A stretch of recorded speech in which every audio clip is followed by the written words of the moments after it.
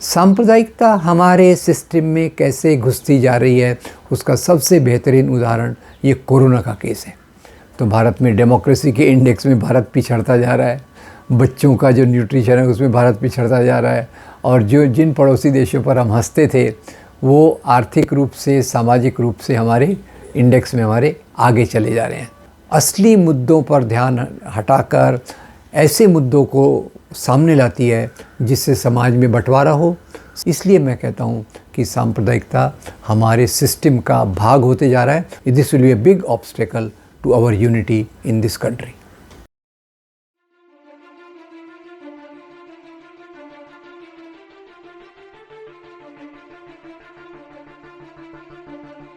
This is, I think, a very disturbing question. Now you have asked two things, is communalism becoming systematic, and is it neo-fascist? So the answer to both your questions is yes. Unfortunately, communalism, as we understand, communalism is a politics, it is not religion. Communalism is a modern phenomenon. Religions are very old. Religions preach love, amity and harmony. And communalism is built on hate of the other community. So as far as communalism is concerned, in last 30 years, communal politics, communalism has gone up in a big number, and it is mainly because of various local factors and various other things. So how do we see that, how do we say that communalism is becoming systemic in our system? There are 4 or 5 things which I would like to point out. See, communalism basically ये जो सांप्रदायिक राजनीति है, ये सांप्रदायिक राजनीति निश्चित रूप से हमारे समाज में एक लोकतांत्रिक मूल्यों के खिलाफ चलती है। सांप्रदायिक राजनीति ये एक आधुनिक प्रक्रिया है।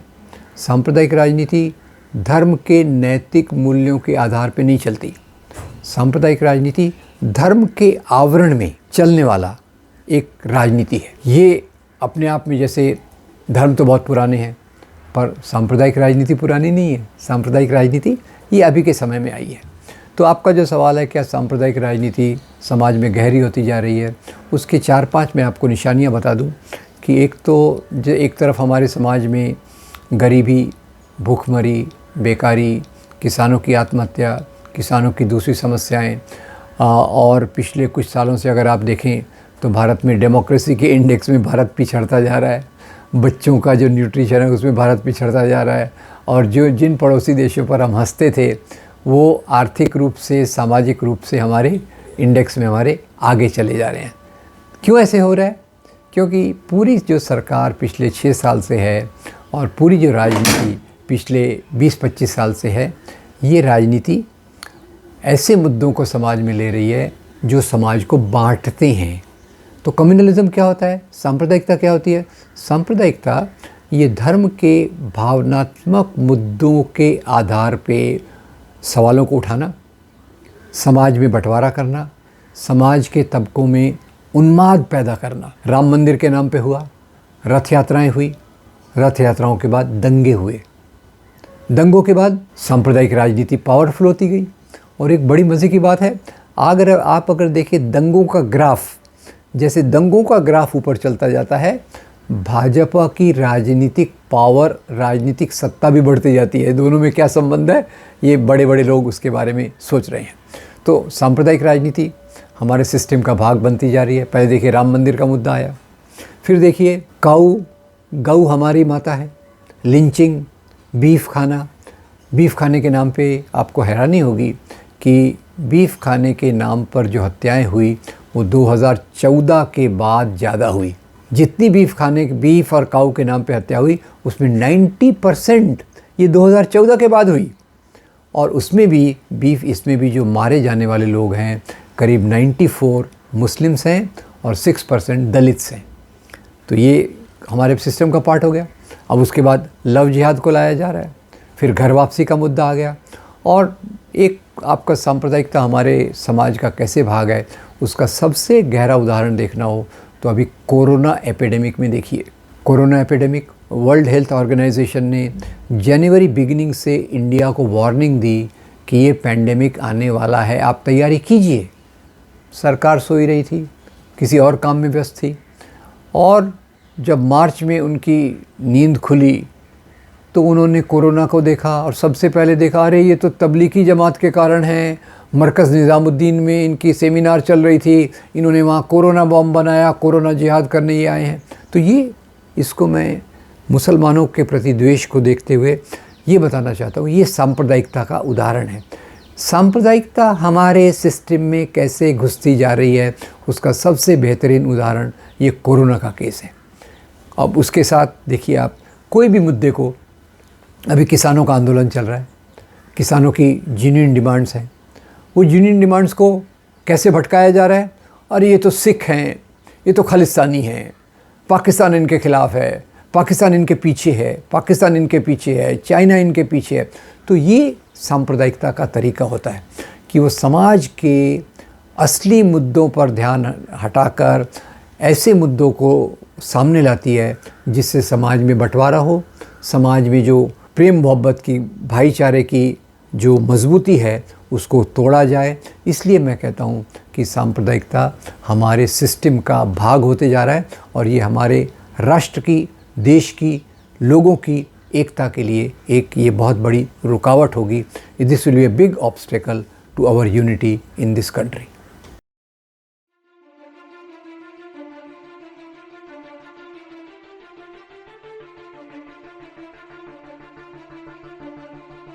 देखिए, जो हमारा संविधान है उसमें धर्म के आधार पे कोई भेदभाव नहीं होना चाहिए, पर सबसे बड़ी रुकावट ये है कि हमारे कॉन्स्टिट्यूशन के वैल्यूज़ को बचाने के लिए सुप्रीम कोर्ट और न्याय व्यवस्था ने अपना काम बराबर करना चाहिए, उसके बगैर ये हो नहीं सकता। अब जैसे एक मैं आपको उदाहरण दूं कि हमारा कॉन्स्टिट्यूशन नागरिकता को धर्म से नहीं जोड़ता और CAA जो पूरा आया था वो धर्म के आधार पे आया कि मुसलमानों के अलावा बाकी सबको हम नागरिकता देंगे। कॉन्स्टिट्यूशन में अगर हमारी सुप्रीम कोर्ट अलर्ट है तो खुद होकर भी वो एक्शन ले सकती है और उसमें कोई ज़रूरत नहीं है कि कोई पिल डाले। सुप्रीम कोर्ट कोई अधिकार है कि जब भी वो देखे कि कोई चीज़ कॉन्स्टिट्यूशन के रास्ते से भटक रही है तो उस पर वो एक्शन ले सकती है। इसलिए बाबा साहब ने कहा था केवल अच्छा कॉन्स्टिट्यूशन होने से देश में लोकतंत्र मजबूत नहीं होगा, उसको पालन करने के लिए किस प्रकार के लोग हैं, किस प्रकार की जुडिशरी है, किस प्रकार की एग्जीक्यूटिव है, ये सब होना बहुत ज़रूरी है। तो मुझे लगता है कि अगर हमारे कॉन्स्टिट्यूशन के सिद्धांतों को ठीक तरीके से पालन किया गया, जुडिशरी एकदम निष्पक्ष तरीके से अपना काम करे।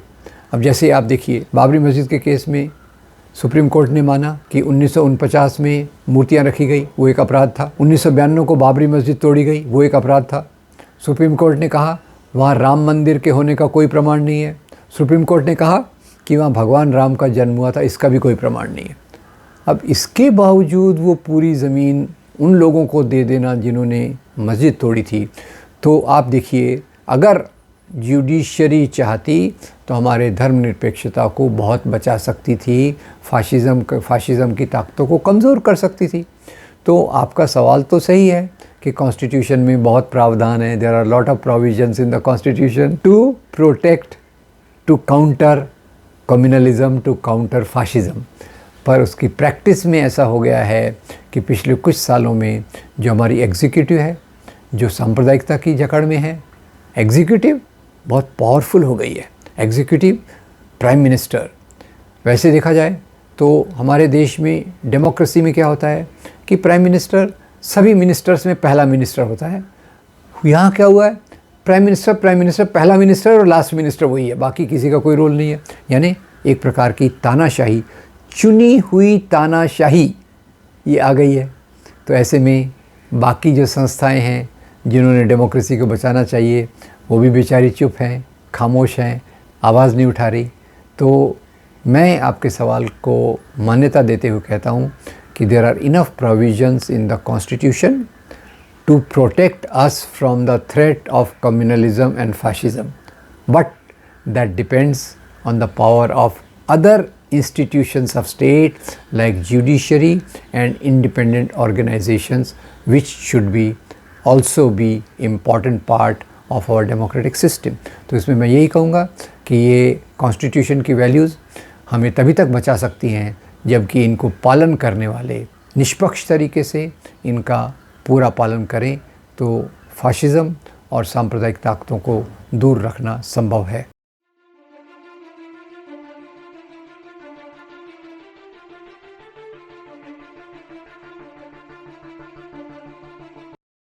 तो आपका सवाल है कि ऐसे समय पे हम नागरिक लोग, सिटीजन्स, ये मिलकर हमारे संविधान के मूल्यों को कैसे बचा सकते हैं। इसमें मेरी स्पष्ट राय है कि अगर हमको देश को बचाना है, देश में लोकतंत्र, बाहुल्यवाद, देश का जो प्लुरलिज़म है, बहुधर्मीय स्वरूप है, इसको बचाना है तो नागरिकों की जिम्मेदारी आज पहले से बढ़ गई है। उसमें सबसे तो पहले मैं ये कहना चाहूँगा कि आज देश में जो दंगे करवाए जा सकते हैं, अल्पसंख्यकों पर अत्याचार कराए जा सकते हैं, उसी के साथ साथ लोकतंत्र को संकुचित, स्टिफल किया जाता है। ये दंगे क्यों करवाए जा सकते हैं?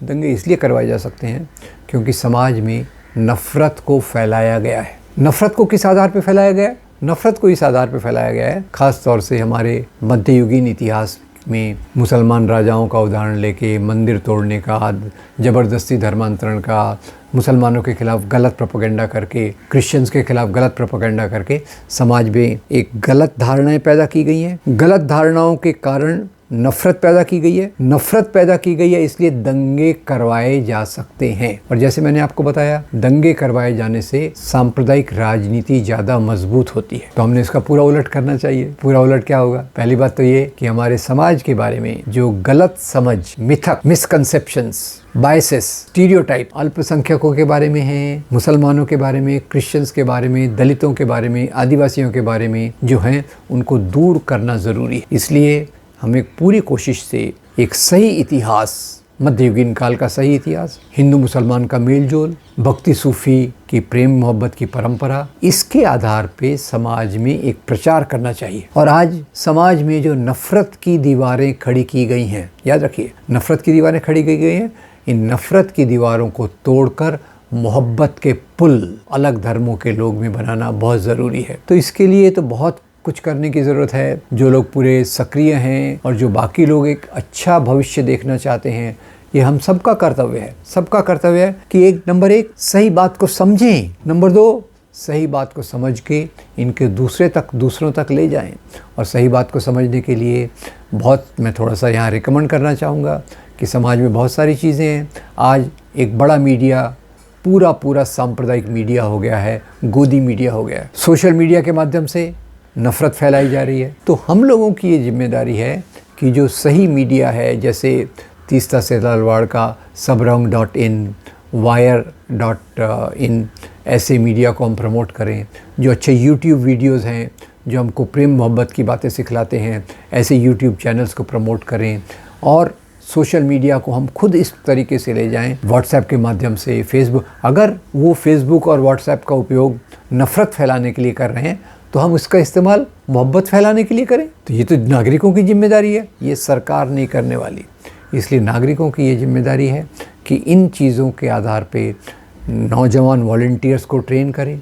नौजवान नवयुवतियाँ समाज में इस प्रकार की चीज़ों को सोशल मीडिया के माध्यम से, लेक्चर्स के माध्यम से, सेमिनार्स के माध्यम से, सांस्कृतिक कार्यक्रमों के माध्यम से, नाटकों के माध्यम से, फिल्मों के माध्यम से इसको प्रमोट करें। और यहाँ मुझे एक ऐसा लगता है, हमारे कुछ दोस्त लोग पीस सेंटर, शांति केंद्र की एक कल्पना लेकर चल रहे हैं। पीस सेंटर में क्या है? हफ्ते में 15 दिन में एक बार कम्युनिटी को जोड़िए, एक आध फिल्म देखिए, कोई अच्छी किताबों की चर्चा कीजिए, अच्छा साहित्य का लिटरेचर कीजिए। तो ये एक चीज़ हो गई कि लोगों के सोच में बदलाव। दूसरा जो है कि हमारे मेल जोल के कार्यक्रम, होली, दिवाली, ईद, क्रिसमस, इसके जो सामाजिक पहलू हैं उसमें हम एक दूसरे के गले मिलें, एक दूसरे के साथ मिलकर जो उसका खुशी बांटें। खुशी बांटने से बढ़ती है। और एक मिले हुए समाज में हम ये खुशी बांटें, अलग अलग कम्युनिटीज़ को साथ मिलाएं। इसमें तीसरा साधन ये है कि जो सामाजिक आंदोलन आज चल रहे हैं, जो सोशल मूवमेंट्स चल रहे हैं, इन सोशल मूवमेंट्स का समर्थन, सोशल मूवमेंट्स के सही सिद्धांतों के आधार पे ही समाज बदल सकता है, समाज में लोकतंत्र मजबूत हो सकता है। तो ये रोहित वेमुला के चारों तरफ जो आंदोलन चला, फिर कन्हैया कुमार के चारों तरफ जो चला, फिर जो हमारे किसानों के आंदोलन है, शाहीन बाग का जो आंदोलन है, ये सब को मैं एक आशा की किरण के रूप में देखता हूँ। और मैं उम्मीद करता हूँ कि बाकी लोग, नागरिक समाज, सिटीजन्स, आम लोग इसका थोड़ा भी अगर करें। आज होता क्या है, हाँ समाज में समस्या है, वो लोग ये कर रहे हैं, वो ग्रुप ये कर रहा है, उंगली खुद की तरफ आना चाहिए, मैं इसमें क्या कर सकता हूँ। और समाज के सभी लोग जो अच्छा समाज चाहते हैं, इसमें से अगर छोटा छोटा भी कंट्रीब्यूशन करेंगे तो निश्चित रूप से हमारी आवाज़ मजबूत होगी। निश्चित रूप से हम इस प्रकार का दबाव सरकार की नीतियों पे ला सकते हैं जो समाज को जोड़े और एक अच्छे समाज की तरफ हमको ले जाके बेहतरी के रास्ते पे ले जाएं। और वो बेहतरी का रास्ता जो भक्ति संतों ने दिखाया था, कबीर, तुकाराम, नरसिंह मेहता, जो सूफी संतों ने दिखाया था, निज़ामुद्दीन औलिया, मोइनुद्दीन चिश्ती, जो आज़ादी के आंदोलन में महात्मा गांधी, मौलाना आज़ाद जैसे लोगों ने दिखाया था, वो रास्ते को लेकर हमको समाज में कैंपेन करने की ज़रूरत है, मेल जोल लाने की ज़रूरत है, तो ही हमारा संविधान का रास्ता पहले से मजबूत होगा।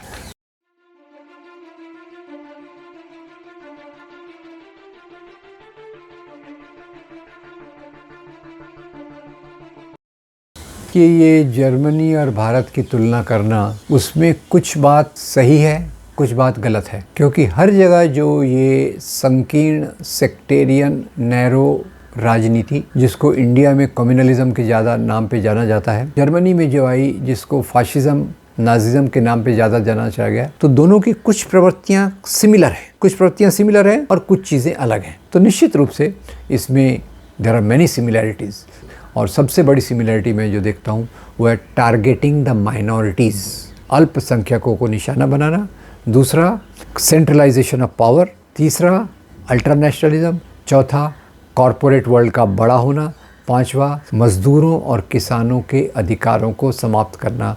ये मुझे एक सामान्य बात इसमें दिखाई देती है।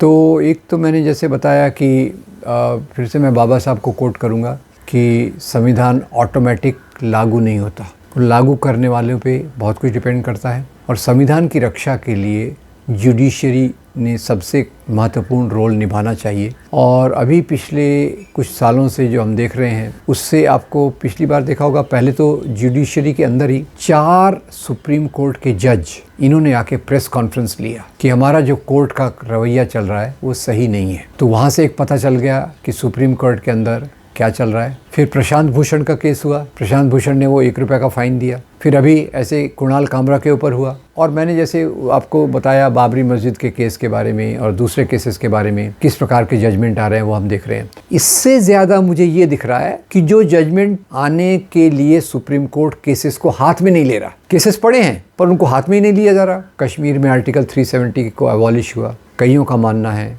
जो कानून ज़्यादा समझते हैं, कि वो कॉन्स्टिट्यूशनल तरीके से नहीं हुआ। कोई दूसरा सुप्रीम कोर्ट होता तो खुद होकर सरकार को कहता कि आप जो कर रहे हैं वो कॉन्स्टिट्यूशन के खिलाफ है, पर उसके बारे में पिटीशन दायर की गई, सरकार चुप है। और दूसरा भी देखिए, एक स्टैन स्वामी नाम के 83 years old human rights activist को गिरफ्तार किया गया। उनको 83 साल की उम्र पे पार्किंसन डिसीज़ है। पार्किंसन डिसीज़ में हाथ हिलता है तो वो चाय आप पी नहीं सकते, उसके लिए सिपर लगता है। 15 दिन तक उनको सिपर की ज़रूरत थी, उनको नहीं दिया गया। ऐसे में हमारा कोर्ट क्यों नहीं इंटरवीन करता। गौतम नवलखा दूसरे जो एक कार्यकर्ता हैं, उनका चश्मा को चोरी गया जेल के अंदर। अब ये बड़ी मज़े की बात, जेल के अंदर उनका चश्मा चोरी गया। घर वालों ने चश्मा भेजा तो 2 हफ्ते तक जेल अथॉरिटीज़ ने उनको चश्मा नहीं दिया। तो ये जब चीज़ें पता चलती हैं तो ये लगता है कि कॉन्स्टिट्यूशन का डिफेंस तभी हो सकता है जबकि जुडिशरी मजबूत हो। उसके बारे में मामला यही है कि अगर जगह जगह सांप्रदायिक सोच वाले लोग बैठे हैं तो इंसाफ कौन देगा, ये सबसे बड़ी बात है। तो मुझे लगता है आज देश में जहाँ एक तरफ एग्जीक्यूटिव के रूप में एक प्राइम मिनिस्टर सुपर पावरफुल हो गया है, दूसरी जगह हमारे इंस्टीट्यूशंस को कमज़ोर कर दिया गया है। और सुप्रीम कोर्ट के डिसीशंस उसमें एक बहुत बड़ा हमको दिखाते हैं कि सुप्रीम कोर्ट जिन मामलों को लेना रहता है उन पे चुप रहता है, और जो मामले रुक सकते हैं उनको तुरंत ले लेता है। अर्णब गोस्वामी का केस लीजिए, क्या जल्दी थी 1 हफ्ते के अंदर उसको लेने की, रुक सकता था। वो नौजवान व्यक्ति है, उसके खिलाफ कुछ चार्जेस हैं, वो कितना अर्जेंट नहीं था। स्टैन स्वामी का केस ज़्यादा अर्जेंट था। तो ये act of commission and act of omission दोनों से पता चलता है कि हमारी संस्थाएं लोकतांत्रिक मूल्यों को उतना महत्व नहीं दे रही जितना उन्होंने देना चाहिए। आज सिटीजन्स पे, नागरिकों पे बहुत जिम्मेदारी है कि कम से कम इन चीज़ों के बारे में अपनी आवाज़ को लोकतांत्रिक रास्ते से सामने लाएं और ये चीज़ों को, समाज की व्यवस्था को एक सही रास्ते पर लाने के लिए कोशिश करें। वही एक हमारे सामने तरीका बचा है। तो विपक्ष को कैसे जोड़ना और कैसे ये सुनिश्चित करना कि कोई भी पार्टी पावर में आए, पर जो पार्टी धर्म के नाम का राष्ट्रवाद लाना चाहती है वो पार्टी सत्ता में नहीं आना चाहिए। ये एक मैसेज अगर लोगों तक जाए तो निश्चित रूप से हम देश को सांप्रदायिक और फाशीवादी खतरे से बचा सकते हैं।